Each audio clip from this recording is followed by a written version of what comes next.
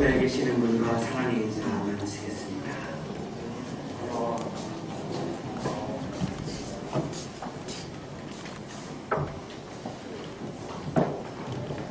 솔제니치라고 하는 분은 20세기 러시아 문학의 최고로 존경받는 분입니다.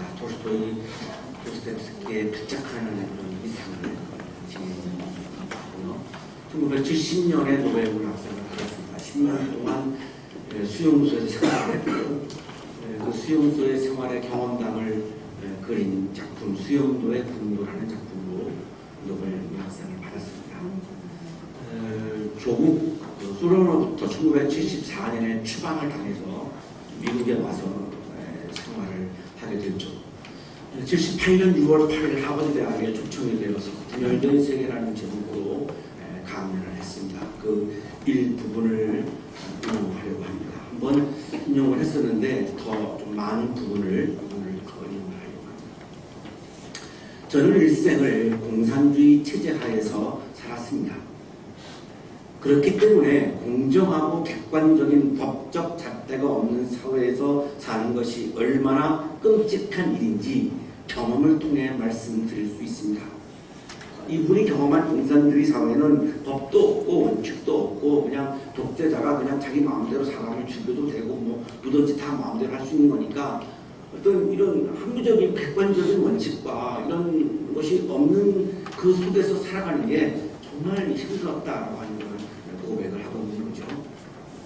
하지만 법적인 잣대 외에 다른 잣대가 없는 사회도 인간이 살 수 있는 살만한 가치가 있는 사회가 아닙니다. 그래서 미국에 와서 정말 합리적이고 아주 객관적이고 그런 아주 원칙이 있고 하는 법치주의가 정말로 잘 갖춰져 있는 미국에 와서 살아봤더니 이 법이라고 하는 원칙 외에 또 다른 원칙이 없다면 이 차가운 너무나 차디찬 이 법만의 원칙만으로는 또 숨막혀서 살 수 없는 것을 경험했다는 그런 고백을 하는 거죠. 성문화된 법은 너무나 냉정하고 공식적이어서 인간 사회에 큰 기여를 하기 어렵습니다. 굉장히 어려운 문제를 이분이 던지고 있습니다. 우리 교회의 아마 구성원 분들도 원칙을 굉장히 중요하게 여기는 분들 거라고 생각합니다. 저도 물론 그렇습니다만 원칙이 굉장히 중요한데 또 이 원칙만 가지고 살다 보면 너무나 차가워지기 때문에 또 한계를 우리가 맞이하게 되게 되고 그렇다고 또 원칙을 지키지 아니하면 또 무질서해지기 때문에 또 그것도 물론 우리가 싫죠. 그래서 이 갈등을 너무나 우리가 하면서 살아가게 된다는 겁니다. 특히 한국교회는 제가 경험한 목회하면서 경험한 한국교회는 원칙이 많이 없습니다. 늘 사랑, 은혜 이거 강조가 되기 때문에 원칙이 없어서 또 일부에서는 공정하지 않다고 원칙을 안 지킨다고 또 막 항의하기도 하고요. 그래서 굉장히 소용돌이 속에 빠지기도 하는 것이 우리 한국교회 모습 중에 하나이죠. 하지만 현 상태의 서구사회가 제 조국을 위한 새로운 모델이 될 수 있겠냐고 묻는다면 저는 솔직하게 아니라고 대답할 수밖에 없습니다. 법이라고 하는 원칙만 가지고 있는 이 서구사회가 그러면 그 무지막지한 공산사회, 내가 견딜 수 없었던, 그래서 망명할 수밖에 없었던 그 공산사회의 대안이 그러면 서구사회냐? 이번에 대답은 아니다. 대답을 합니다. 다 아니라는 거죠. 우리는 사회적 정치적 개혁에 너무 많은 희망을 걸었습니다. 하지만 그 과정에서 우리는 인생의 가장 소중한 부분인 영적인 삶을 빼앗겼습니다.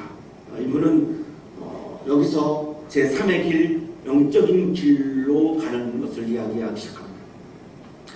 아니고 독재도 아니고 3의 길을 영성이라고 이야기를 합니다. 굉장히 당황하게 하는 부분이기도 합니다. 동양의 영성은 독재적인 집권당의 음모와 책략으로 파괴되었습니다. 서양의 영성은 상업주의에 의해 숨이 끊어졌습니다. 이것이야말로 진정한 위기입니다. 이분이 통찰했던 인류의 위기는 영성의 숨, 이걸 더 쉽게 풀면 사랑의 숨을 상실했다라고 하는 겁니다. 사랑의 숨이 없는 서양, 사랑의 숨이 없는 동양 다 위기를 맞이하게 된다는 거고, 사랑의 숨이 없는 자본주의, 사랑의 숨이 없는 공산주의 다 위기를 맞이할 수밖에 없다라고 단정한 거죠. 여기서 저는 조금 더 나아갔습니다. 한국교회, 우리들의 신앙, 사랑의 숨이 없는 신앙은 위기를 맞이한다는 거죠. 사랑의 숨이 없는 교회, 위기를 맞이한다는 거죠. 오늘 말씀을 묵상하면서 제 마음에 계속 와닿았던, 충돌했던, 굉장히 저에게 막 부딪혀왔던 것 중에 가장 중요한 것은 사랑의 숨이 결여된 믿음은, 사랑의 숨이 결여된 신앙은 위기를 맞이한다라고 하는. 한국교회는 굉장히 믿음을 강조했습니다. 믿음을 강조했는데 그 믿음이 사랑이 없는 믿음이 될 때에는 그 믿음이 소용이 없다라고 하는 것을 경험하고 있는 거죠. 한국교회만큼 새벽기도 열심히 하고 금요일날 모이고 수요일날 모이고 새벽에 모이고 이렇게 열심히 믿음이 좋은 나라가 어디 있겠습니까? 세계에서 아마 가장 믿음이 좋은 교회가 한국교회입니다. 그런데 한국교회는 지금 위기를 맞이하고 있죠. 왜 그럴까요? 여러 가지 원인이 있겠습니다만 솔제니친의 이야기에서 우리가 한 가지 힌트를 얻는 거죠. 왜 이렇게 믿음이 좋은 한국교회가 추락하고 있는가? 사랑의 숨이 없는 믿음은 아무 소용이 없다는 결론입니다.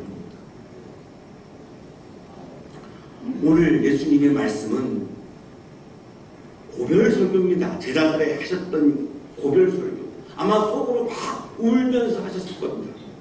이 설교의 내용이, 예수님의 고별설교의 내용이 사랑이 없는 믿음은 다 소용이 없어, 이걸 말씀하고 계세요. 놀랍게도. 왜 우리가 이거를 간과했을까? 유다가 나갑니다. 가룟 유다가 나간 이유는 예수님을 배반하기 위해서죠. 이 장소는 지금 최후의 만찬이 이루어지고 있는 최후의 만찬장이고요. 거기서 같이 밥을 먹고 만찬을 하다가 가룟 유다가 지금 예수님을, 선생님을, 스승을 배신하려고 지금 나갔습니다. 그때 예수님의 마음이 어땠을까요? 참담하겠죠. 제자로부터 지금 배신당하는 겁니다. 다른 사람으로부터 배신당하는 것은 좀 넘어갈 수 있습니다. 참을 수 있습니다. 마음을 추스릴 수 있습니다. 그런데 스승이 제자로부터 배신당한다면 그 마음은 이루 말할 수가 없는 거예요. 우리 여기 학생들이 많이 있는데요. 다른 건 몰라도 여러분의 스승님을 배신하지는 마세요.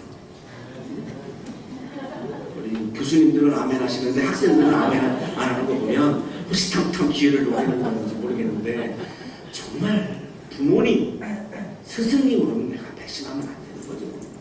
내가 내 영혼을 걸고 그분한테 배우려고 내가 스승을 내가 만난 거잖아요. 내 영혼을 걸고. 근데 어떻게 배신을 해요? 근데 배신하나? 제자가 있거든요. 있어요. 얼마나 참담하겠어요. 뭐 더 이상 뭘 가르치고 싶겠어요? 뭐 더 이상 무슨 설교를 하고 싶으시겠어요? 12명 다 배신하는 것이 아니지만 제 경험으로 보면 12명 중에 한 명만 배신해도요, 그 11명 앞에서 가르치고 싶지 않은 게 스승의 마음에, 그 정도로 참담합니다. 그런데 예수님은 고별 설교를 하십니다. 참 이게 예수님의 위대한 거예요. 이제는 인자가 영광을 받았고 하나님께서도 인자로 말미암아 영광을 받으셨다. 배신당한 그 참담함 속에서 나오는 설교의 주제가 뭐냐면 영광이에요.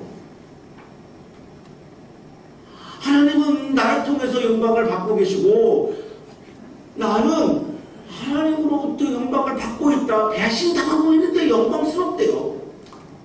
이게 도대체 무슨 말씀이에요?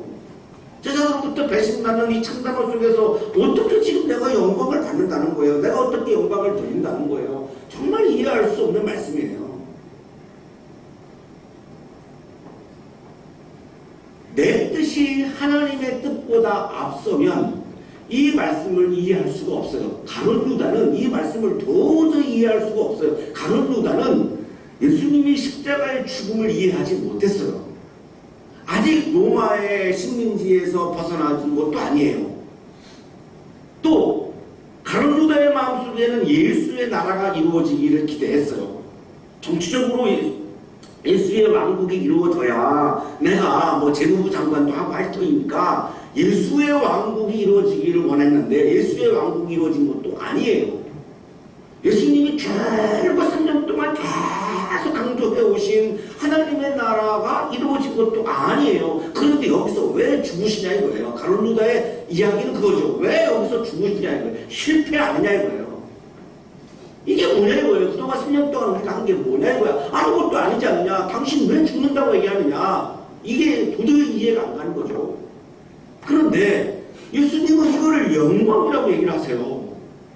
내 뜻이 하나님의 뜻보다 앞서면 이게 이해할 수가 없는데 예수님은 내 뜻보다 하나님의 뜻이 앞서 있어요. 그러니까 십자가에 죽으라고 하는 하나님의 뜻이 그냥 받아들여지는 거예요.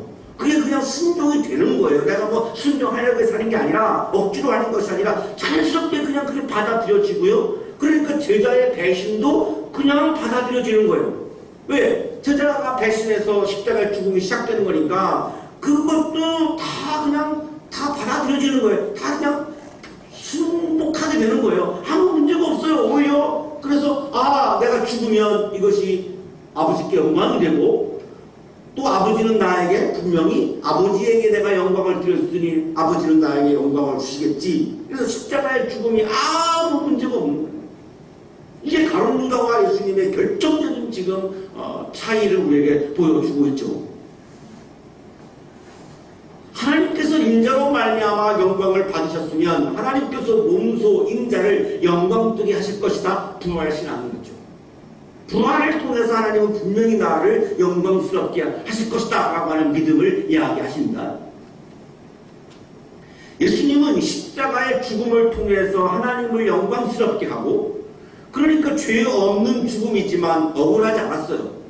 예수님 죄가 없었어요. 죄가 없는데 죽임을 당하는 거잖아요. 우리 같으면 얼마나 억울하겠어요.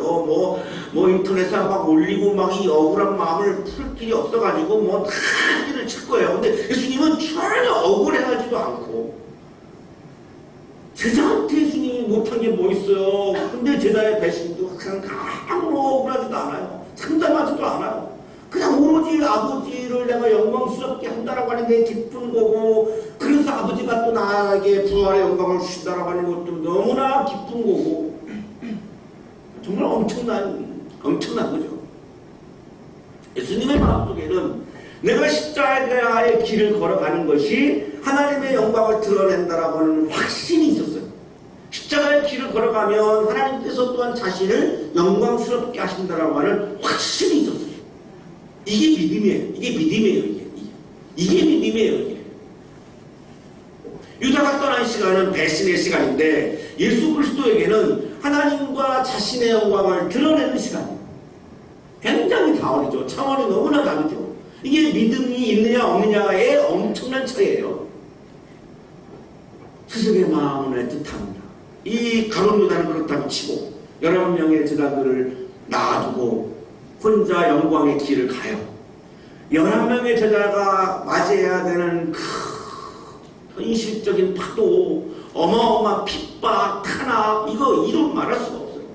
그 스승의 마음이 얼마나 애틋했을까요?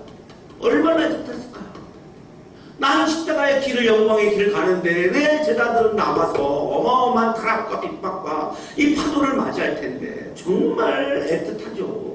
그 스승의 마음이 너무나 애틋하죠. 그래서 이렇게 고별 설교를 시작하십니다. 어린 자녀들아.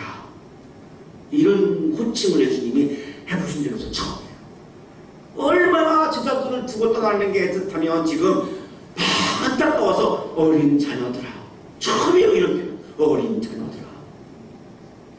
아직 잠시 동안은 내가 너희와 함께 있겠다. 그러나 너희가 나를 찾을 것이다. 잠시 동안 내가 그래도 너희들랑 같이 있을 거야. 위로하는 거죠. 지금 당장 가는 거 아니야. 그런데 잠시 후에 내가 떠나게 됐고 너희들은 나를 찾겠지. 내가 일찍이 이웃 사람들에게 내가 가는 곳에 너희는 올 수 없다고 말하는 것과 같이 지금 나는 너희에게도 말하여 둔다. 자, 이제 내가 너희들에게 정말로 중요한 이야기를 할 거야. 지금 이런 얘기예요. 정말 가장 중요한 얘기를 할 거야. 이게 마지막 설교야, 고별 설교야. 정말 내가 너희들에게 너무나 중요한 얘기를 할 거야. 잘 들어, 이 말씀이에요. 그리고 34절이 나오는 거예요. 이 34절은 정말 우리가 굉장히 깊이 묵상해야 되는 예수님의 말씀의 핵심이에요. 우리가 그동안 이거를 간구하고 있는 거예요. 이제 나는 너희에게 새 계명을 준다. 서로 사랑하여라.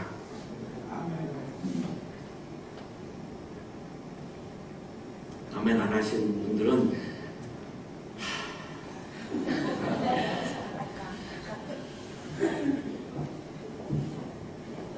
매일기부터 해서 계속 계명이 있죠. 어마어마한 계명이 있죠. 구약에 얼마나 많은 계명들이 있어요. 한국교회는요, 그 계명을 지키려고 무진장 노력을 했죠. 그 계명을 어기는 사람들을 막 정죄했죠. 근데 다 거기서 예수님이 지금 새 계명을 주신다는 거예요. 새 계명을.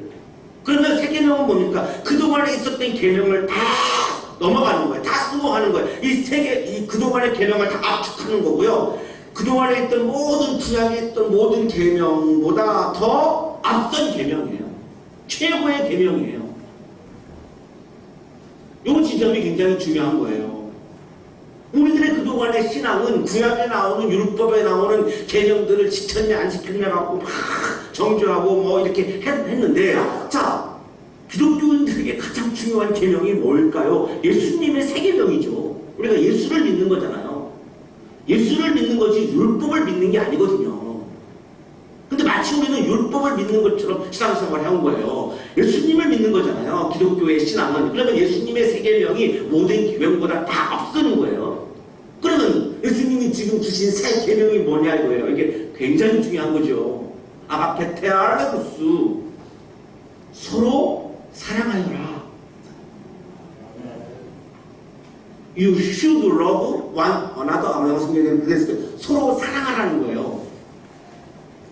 아니 지금 마지막 헤어지는 상황에서 야 너희들 나를 믿어야 돼? 너희들 나를 위해서 뭐 요즘 같으면 제사를 드려야지, 추도식해야지, 계속해서 나를 위해서 예배를 드려야지, 나를 위해서 기도해야지, 나를 위해서 찬송해야지 이렇게 얘기하셔야 되는데 그렇게 얘기 안 하시고 서로 사랑해야 돼 이렇게 얘기했어요. 이게 무슨 말씀일까요? 내가 없을 때, 그러니까 내가 없다. 그동안은 너희가 같이 있었는데 이제 내가 너희들과 같이 없어. 이제 너희들만 남아. 그러면 너희들은 나의 제자야. 나의 제자의 정체성을 드러낼 수 있는 방법은 나를 위해서 예배드리고 나를 위해서 기도하고 나를 향하여 사랑하는 게 아니야. 그렇다고 해서 너희들의 정체성이 나타나지 않아. 너희들의 개인적인 신앙은 깊어질 수 있지만 내가 십자가의 피를 걸어가서 아버지를 영광스럽게 한 것처럼 너희들이 나의 영광을 드러내려면, 나의 십자가의 사랑을 사람들에게 나타내려면 그것은 나를 향한 사랑이 아니라 서로 사랑해야만 그 사랑을 통해서 나의 십자가의 사랑이 사람들에게 드러나는 거야. 이 말씀. 어려우세요? 어려운 게 아니라 그동안 너무 이게 그 세례라는 게 있어가지고 이 전환이 굉장히 어려우실 것 같은 생각은 드는데요. 내가 골방에 앉아서 기도하면 그건 내가 하나님 만나고 내 신앙이 깊어지는 거지 예수의 사랑을 드러낼 수 있는 길이 없어요. 거기에는 없잖아요. 내가 가서 가난한 사람들을 돕고 내가 그리스도의 이름으로 내가 당신을 사랑합니다라고 하는 사랑을 표현하면 그리스도의 사랑이 그 사람에게 드러나잖아요. 예수님의 말씀은 지금 이거예요.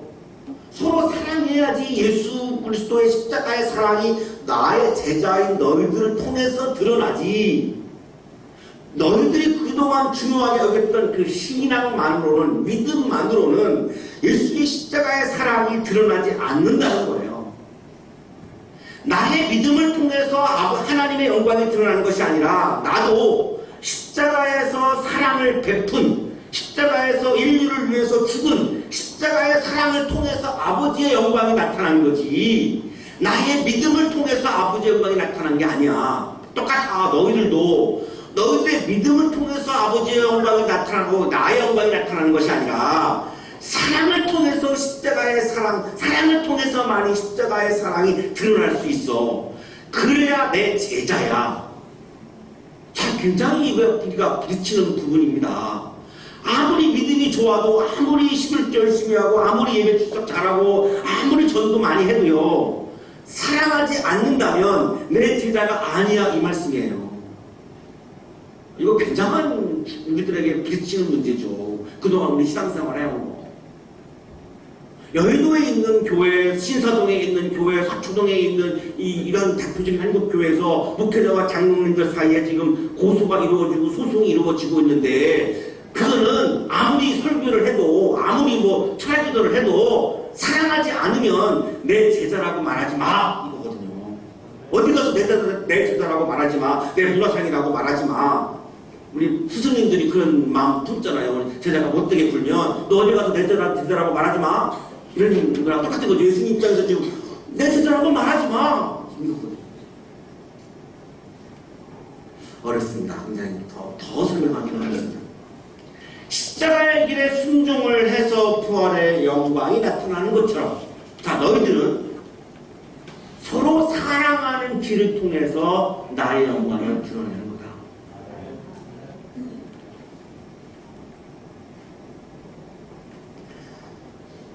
이제 나는 너희에게 새 계명을 준다. 서로 사랑하여라. 자, 이 말씀을 바울은 이렇게 표현하는 거예요. 같은 말씀이에요. 또 산을 옮길 만한 모든 믿음을 가지고 있을지라도 사랑이 없으면 아무것도 아닙니다. 자, 바울도 분명히 이야기를 했거든요. 아무리 믿음이 좋아도 사랑이 없는 믿음은 아무 소용이 없다는 거예요. 우리 한국교회가 그동안 우리가 이거를 간구한 거예요. 이거를 간구한 거예요. 믿음보다 사랑이 더 중요한 건데, 사랑은 뒷전으로 밀려났고 그냥 믿음만 강조하다가 사랑이 없는 믿음이 되면서 지금 이렇게 위기를 맞이하게 된 거예요. 솔제니친의 얘기가 맞지요. 그래서 사랑의 숨이 없는 교회, 사랑의 숨이 없는 그리스도인, 사랑의 숨이 없는 믿음은 추락할 수밖에 없다는 거예요.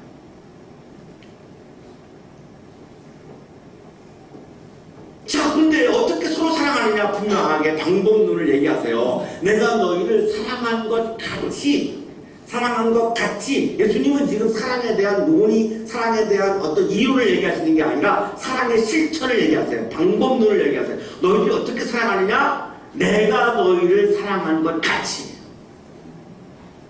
그러면 예수님의 사랑의 방식이 이제 중요하죠. 예수님은 그러면 어떻게 사랑했나요? 거창하게 뭐 인류 사랑 이런 말씀 해보신 적이 없어요. 내 눈앞에 보이지도 않는 멀리에 있는 사람들을 다 사랑해, 이렇게 형식적인 사랑을 하신 분이 아니에요. 예수님의 사랑의 방식을 한번 여러분 생각을 해보세요. 내 앞에 있는 한 사람을 사랑하셨습니다.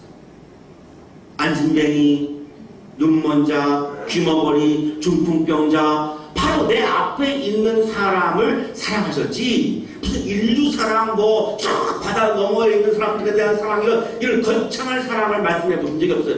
내 앞에 있는 한 사람을 사랑하셨어요. 그런데 놀랍게도 그 한 사람을 사랑하는 것이 인류의 사랑으로 이어진 거예요. 인류의 사랑을 얘기하면서 내 앞에 있는 한 사람도 사랑하지 못하는 이런 사랑이 아니었어요. 예수님의 사랑은 내 앞에 있는 한 사람을 사랑해서 그것이 놀랍게도 신비롭게 확장이 되어서 인류를 사랑한 게 됐다는 거죠. 이거를 에릭 프롬이 아주 정확하게 얘기를 해요. 사랑의 기술에서 내가 진실로 한 사람을 사랑한다면 나는 모든 사람, 이 세계를, 삶을 사랑하는 것이다. 와, 이게 예수님이 하셨던 사랑의 방식을 이분이 고달하게 했어요. 내가 한 사람을 사랑하는 걸 통해서 이 세계를 사랑하게 되고 삶을 사랑하게 된다. 그러면 예수님이 하신 사랑의 방식은 뭐죠? 바로 내 앞에 있는 그 한 사람을 내가 사랑한 거예요. 그 사랑하는 걸 통해서 인류를 사랑하게 되고, 그 사랑을 통해서 예수의 십자가의 사랑이 온 세상에 드러나게 되고, 예수를 증거하고 부활하신 예수를 증거하는 방법은 예수를 예수의 부활을 증거하는 방법은 내가 말로 부활을 이야기하는 것이 아니라 내 앞에 있는 한 사람을 사랑하는 것을 통해서 예수의 부활을 증거하게 되고 십자가를 증거하게 된다는 거예요. 이걸 우리가 강조합니다.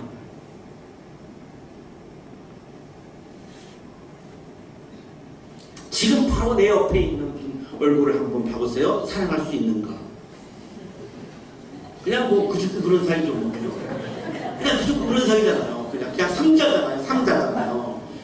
그런데 우리는 지금 예수님에게는 막 집중하잖아요. 이게 아니라는 거 예수님의 말씀은. 우리가 그동안 그렇게 신앙생활을 했거든요. 저도 그렇게 신앙생활을 했어요. 저도. 예수님 막 그렇게 하면서 신앙생활을 해왔는데 예수님의 지금 말씀은 그게 아니라는 거예요. 내 옆에 있는 사람을 사랑해야만 예수의 사랑이 드러나지. 너 혼자서 계속 예수님 나를 향해서 한번 예배드리고 사랑해봐야 아무 소용이 없다는 이 말씀을 하는 거예요. 굉장히 충격이죠. 저에게도 충격이에요. 그러면 내 옆에 있는 사람을 내가 사랑할 수 있는가? 여기서 굉장히 걸리는 거죠.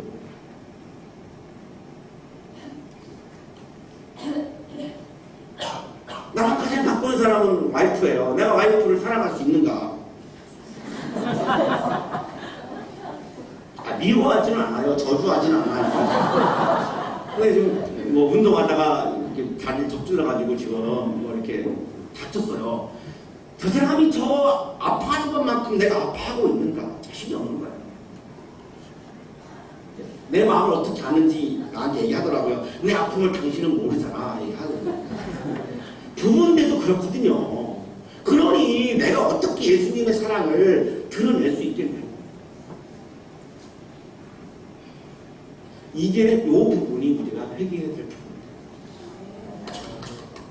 저도 뭘 회개했어? 이게 회개해야 돼요. 너희가 서로 사랑하면 모든 사람이 그것으로서 너희가 내 제자인 줄을 알게 될 것이다. 서로 사랑할 때 예수의 십자가의 사랑이 너희들의 사랑을 통해서 나타날 것이고, 그러면 내 제자는 누구냐? 내 제자는 누구냐? 나를 위해서 예배드리고 나를 위해서 사랑을 고백하고 하는 것이 아니라 서로 사랑하는 사람이 나의 제자이다. 이 35절은요, 우리를 더 압박하는 말씀입니다. 사랑하지 않으면 내 제자라고 말하지 마. 아무리 믿음이 좋다고 얘기해도 사랑하지 못하면 내 제자라고 말하지 마. 내 제자 아니거든.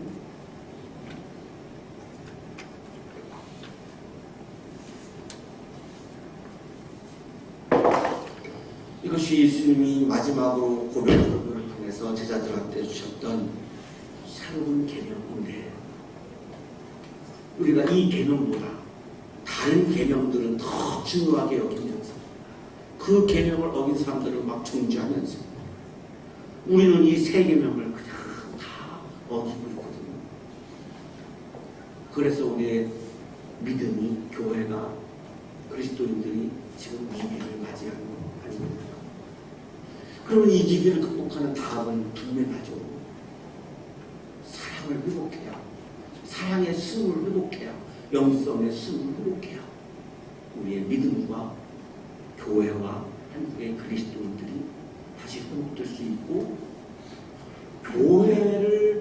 교회를 전하는 그리스도인이 아니라 십자가의 사랑을 증언하고 전하는 진정한 그 온전한 그리스도인으로 회복될 수 있는 것이죠.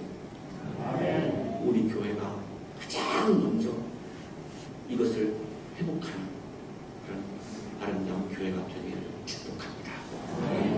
그러신 하나님, 우리가 주님의 새 계명을 주셨는데 우리 마음에 가득 채우지 못했습니다.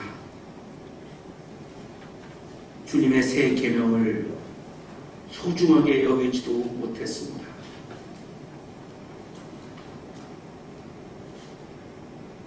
이 시간 우리가 회개하오니 우리에게 힘 주시고 믿음 주셔서